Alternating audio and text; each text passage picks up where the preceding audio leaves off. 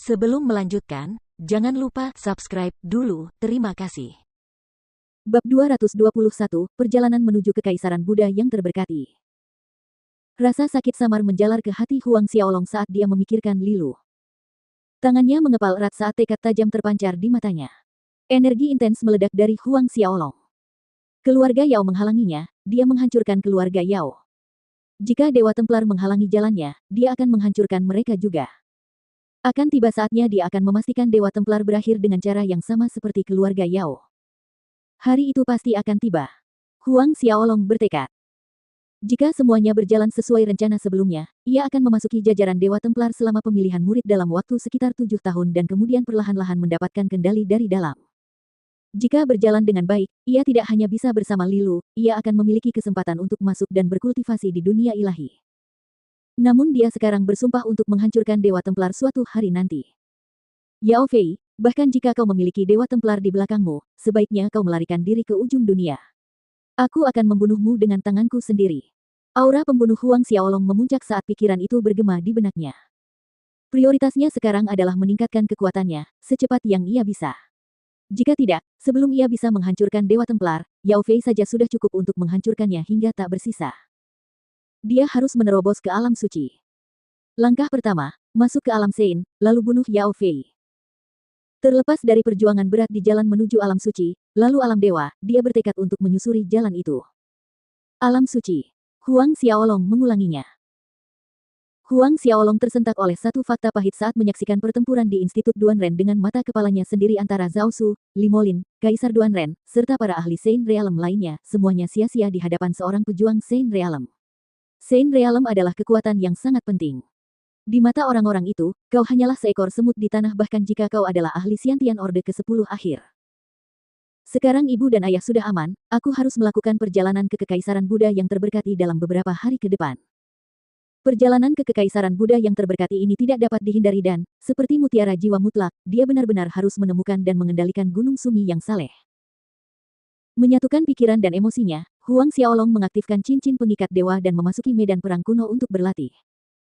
1 bulan telah berlalu sejak istana Yao diratakan dengan tanah. Ketika Huang Xiaolong keluar dari medan perang kuno dan tiba di aula besar, orang tuanya, Huang Peng dan Su Yan, serta kedua adiknya, Huang Min dan Huang Xiaohai, ada di sana. Selain mereka, ada 6 tamu lainnya Guo Tai, Guo Si plus Yuan, Guo Chen, Guo Si plus Wen, Guo Zi, dan Guo Fei.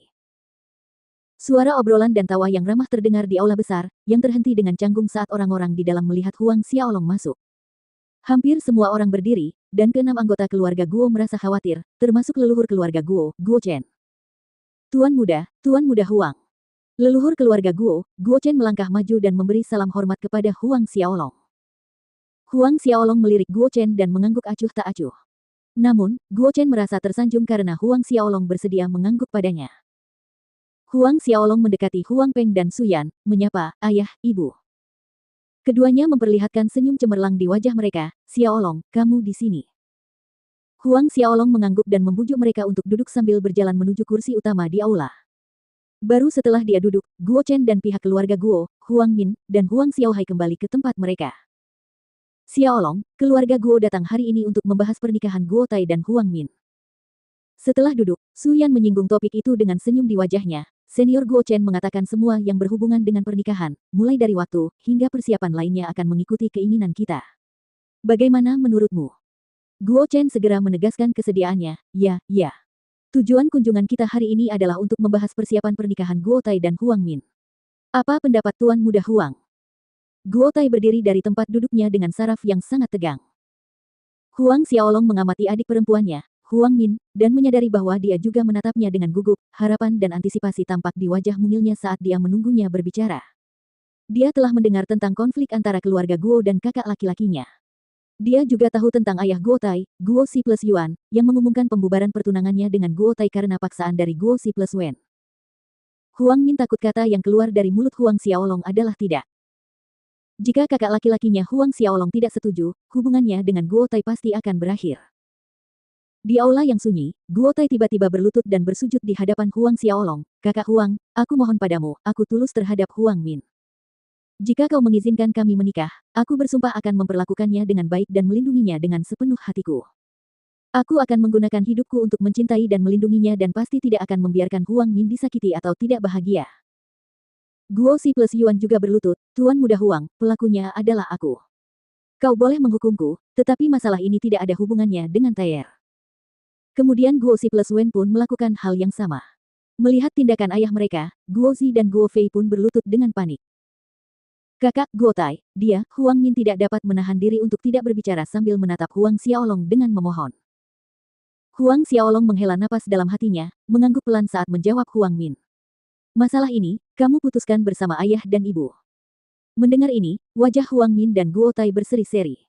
Maksud Huang Xiaolong jelas, dia setuju. Ini juga meringankan batu besar yang membebani dada Guo Chen. Namun Huang Xiaolong menatap Guo Tai, namun, jika kamu gagal melakukan apa yang kamu katakan dan membuat Huang Min tidak senang di masa depan, kamu tahu konsekuensinya. Kakak Huang, yakinlah bahwa aku akan mencintai dan menjaga Huang Min dengan nyawaku dan tidak akan membiarkannya merasa sedih.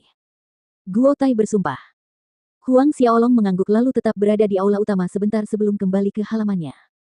Di sana, ia memanggil Zhang Fu, Zhao Su, Yu Ming, Fei Hou, dan Marsekal Hao Tian. Ketika semuanya telah berkumpul, Huang Xiaolong bercerita tentang rencananya untuk pergi ke Kekaisaran Buddha terberkati. Apa? Penguasa, Anda berencana pergi ke Kekaisaran Buddha terberkati sendirian. Zhang Fu, Zhao Su, dan yang lainnya terkejut. Benar. Huang Xiaolong mengangguk, membenarkan keputusannya. Yang mulia, ini. Zhang Fu dan Zhao Su saling pandang dan ingin mencegahnya, tetapi Huang Xiaolong menggelengkan kepalanya dan berkata dengan tegas, jangan bicara lagi, aku sudah membuat keputusan. Aku akan pergi ke Kekaisaran Buddha terberkati sendirian. Melihat ini, Zhang Fu dan yang lainnya tidak mengatakan apa-apa lagi. Hal-hal yang diputuskan Huang Xiaolong tidak akan berubah. Baik Zhang Fu maupun Zhao Su tidak dapat membuatnya berubah pikiran. Aku serahkan Southern Hill Estate dan sisanya ke tanganmu. Huang Xiaolong melanjutkan, Yu Ming dan Fei Hou, kalian berdua urus Nine Tripod Commerce. Kalau ada yang tidak bisa kalian putuskan, serahkan saja pada Zhang Fu dan Zhao Su. Tenanglah, Yang Mulia. Jawab kelima orang itu serempak. Hao Tian, aku sudah merepotkanmu mengurus mereka dari kerajaan Luotong sampai di sini. Kata Huang Xiaolong kepada Marsekal Hao Tian. Yang Mulia, ini adalah sesuatu yang harus dilakukan bawahan. Hao Tian bersikeras. Huang Xiaolong mengangguk dan mendelegasikan beberapa tugas lagi kepada mereka. Tak lama kemudian, semua orang bubar. Ketika semua orang telah pergi, Huang Xiaolong teringat pada monyet ungu kecil itu. Menurut Marsekal Hao Tian, monyet ungu kecil itu telah bepergian bersama mereka dari kerajaan Luotong. Namun, ketika mereka diserang oleh bawahan Yao Fei, keluarga Huang diculik, sedangkan monyet ungu kecil itu hilang. Semoga si kecil baik-baik saja. Huang Xiaolong berpikir dalam hati. 3 hari berlalu dengan cepat. Dalam 3 hari ini, Huang Xiaolong berusaha menghabiskan lebih banyak waktu dengan orang tua dan saudara kandungnya, baru kemudian mereka mengetahui bahwa Huang Xiaolong akan pergi ke kerajaan Buddha yang terberkati. Meskipun mereka enggan berpisah, terutama Huang Peng dan Su Yan, mereka tahu ada sesuatu yang penting yang harus dilakukan putra mereka, jadi mereka tidak mengatakan apa-apa lagi. Pernikahan Huang Min dan Guo Tai ditetapkan tahun depan, di akhir tahun sehari sebelum tahun baru Imlek. Jika rencana Huang Xiaolong berjalan lancar, kemungkinan besar dia bisa kembali tepat waktu untuk menghadiri pernikahan Huang Min dan Guo Tai pada akhir tahun berikutnya.